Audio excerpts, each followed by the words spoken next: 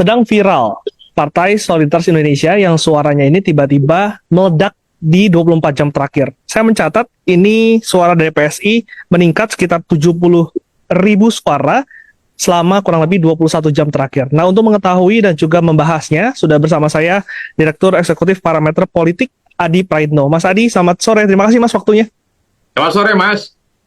Mas Adi, ini media sosial lagi heboh nih Mas soal kenaikan suara dari PSI yang tiba-tiba meledak ketika semuanya ini sepertinya dari kemarin sudah landai gitu Mas.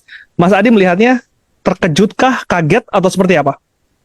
Ya, saya kira bukan hanya medsos yang terkejut ya, tapi hampir semua orang, terutama mereka politisi, tim sukses, tim pemenangan, aktivis-aktivis pemilu, aktivis demokrasi, tentu ini dianggap semacam satu-satunya anomali dalam pemilu kita di 2024 ini ya, terkait dengan Pilegs. Kan sebenarnya kalau mau jujur ya, ketika mulai penghitungan sirekap gitu ya, yang itu bagian dari real count yang dilakukan oleh KPU, kan sudah mulai terbaca variasi bagaimana sebaran dan perolehan suaranya, dan hampir itu setara dengan perolehan yang diperoleh oleh setiap partai di Pileg ya versi quick count. Nah, PSI ini menurut saya memang pengecualian persis ya, unpredictable, di luar bayangan semua orang, yang saya kira memang tiba-tiba dalam kurang lebih sekitar 1 kali 24 jam suaranya ini kan paling beranjak secara signifikan dibandingkan dengan yang lain. Itu penting menurut saya untuk dijelaskan kepada publik, Mas ya. Kenapa begitu? Karena calon-calon yang lain atau partai-partai yang lain yang diprediksi tidak lolos ke parlemen, ini kan suaranya stagnan sebenarnya. Landai, kalaupun toh naik 0,0 sekian persen, ya suaranya nggak terlampau signifikan. Tapi PSI ini memang cukup melejitkan. Ini yang sepertinya menjadi pertanyaan publik. Apa yang istimewa dari PSI?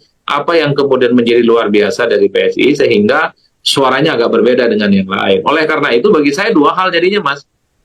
Kalau kita mengacu pada hasil quick count yang dirilis secara terbuka ya, oleh semua lembaga-lembaga survei, ini kan menegaskan apapun judulnya, ini PSI ini nggak akan lolos ke parlemen. Suara mereka itu mentok di kisaran angka kurang lebih sekitar 2,6% atau 2,7%.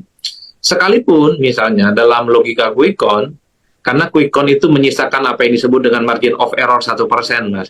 Kalaupun toh PSI itu ditambahkan 1%, itu suara PSI kurang lebih sekitar 3,6 atau 3,7%. Itu pun juga tidak bisa menjelaskan kepada publik bahwa PSI itu lolos ke parlemen. Oleh karena itu, kalau nanti misalnya PSI ini terus naik pesat sendirian, kuat secara signifikan dan lolos ke parlemen, yang menjadi tanda tanya adalah berarti quick count yang dirilis oleh semua lembaga-lembaga politik selama ini itu salah dan error. Karena quick count ini kan sukses memprediksi siapa yang menang Pilpres, Prabowo Gibran dalam satu putaran. Juga mampu memprediksi soal partai-partai perolehan pilegnya dan mereka yang dinilai lolos ke parlemen. Itu sukses. Satu-satunya kesalahan dalam tanda kutip menurut saya